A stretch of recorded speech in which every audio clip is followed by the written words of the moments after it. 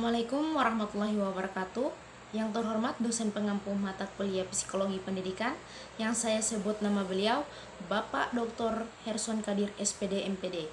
Ya baik, perkenalkan nama saya Sri Sulistiawati Lalu dari jurusan Bahasa dan Sastra Indonesia, Fakultas Sastra dan Budaya, Universitas Negeri Gorontalo. Di sini saya akan menjelaskan materi tentang teori Carl Gustav Jung, yaitu materi yang pertama adalah kolektif unconscious. Isi dari kolektif unconscious bersifat aktif dan mempengaruhi pikiran, emosi, dan tindakan seseorang.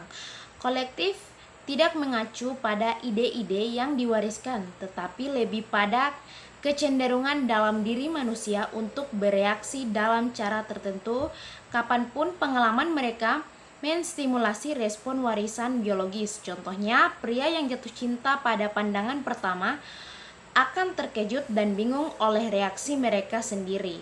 Orang yang dicintainya mungkin tidak mirip dengan wanita ideal yang diharapkannya, tetapi sesuatu dalam dirinya menggerakkan dirinya untuk tertarik pada wanita tersebut. Bagian dari kolektif yaitu yang pertama, persona. Persona adalah topeng yang dipakai sang pribadi sebagai respon terhadap tuntutan, kebiasaan, tradisi masyarakat, serta terhadap kebutuhan arketipal sendiri.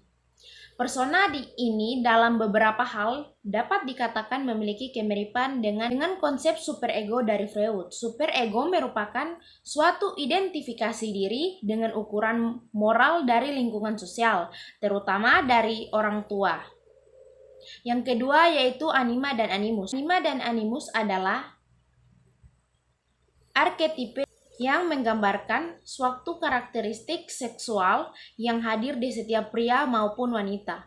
Anima dan animus ini berperan dalam relasi-relasi yang berbeda dalam kesadaran dalam mengimbangi kesadaran dari pria maupun wanita. Arketipe ini berlangsung dari produk pengalaman ras pria dan wanita dengan pria, kehidupan bersama antara pria dan wanita selama berabad-abad, kemudian mempengaruhi masing-masing jenis memiliki cari lawan jenis.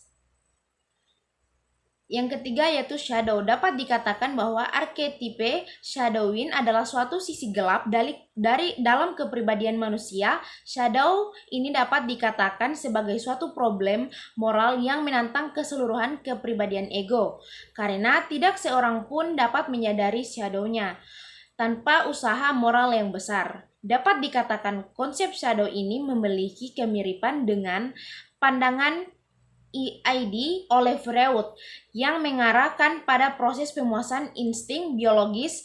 Perbedaan yang mendasar adalah bahwa shadow ini berhubungan dengan ketidaksadaran kolektif. Shadow mengandung sifat universal dari kejahatan dalam visi manusia. Yang keempat, self.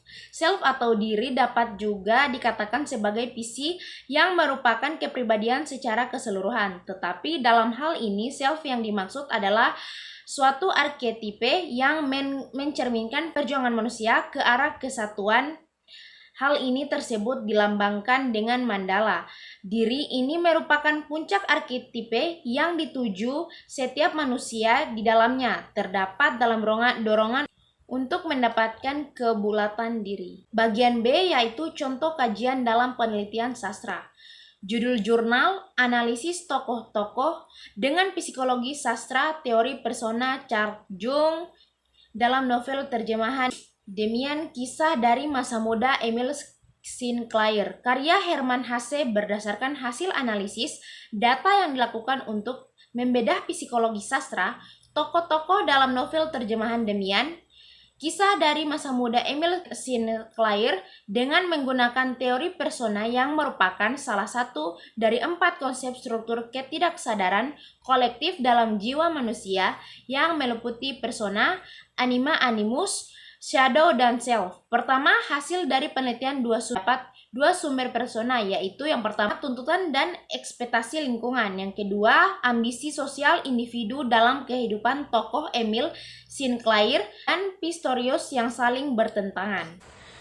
Kedua, perkembangan persona Dalam penelitian diambil dari hal-hal yang disarankan oleh tokoh utama Sinclair pada masa perkembangan personanya, yaitu periode usia sekolah yang berlangsung sekitar 6-11 tahun dan periode remaja yang berlangsung sekitar usia 11 hingga 18 tahun.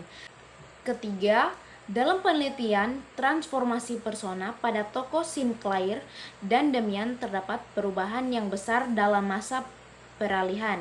Sinclair mengalami perubahan dari masa kanak-kanak ke remaja dan masa remaja ke dewasa. Begitupun Damian dari masa kanak-kanak ke dewasanya.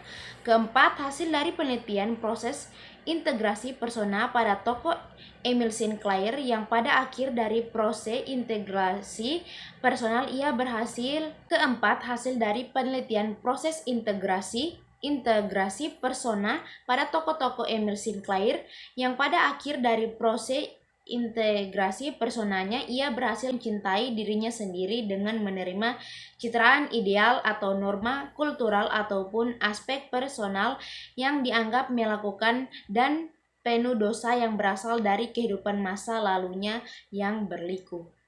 Kesimpulannya yaitu dinamika kepribadian menurut Jung disebabkan oleh energi psikis yang oleh Jung disebut libido. Karya Jung memiliki pengaruh berkelanjutan tidak begitu banyak tentang psikologi ilmiah. Tetapi pada praktik psikoterapeutis dan dalam humaniora serta seni kreatif, banyak penyelidikan ilmiah yang dijiwai oleh teori Jung. Tetapi di balik itu ketidaksadaran kolektif, arketipe, sinkronisitas, untuk nama beberapa konsep utama Jung tidak dinyatakan dalam bentuk empiris yang dapat diuji. Itulah presentasi materi dari saya. Lebih dan kurangnya saya mohon maaf. Sekian, wassalamualaikum warahmatullahi wabarakatuh.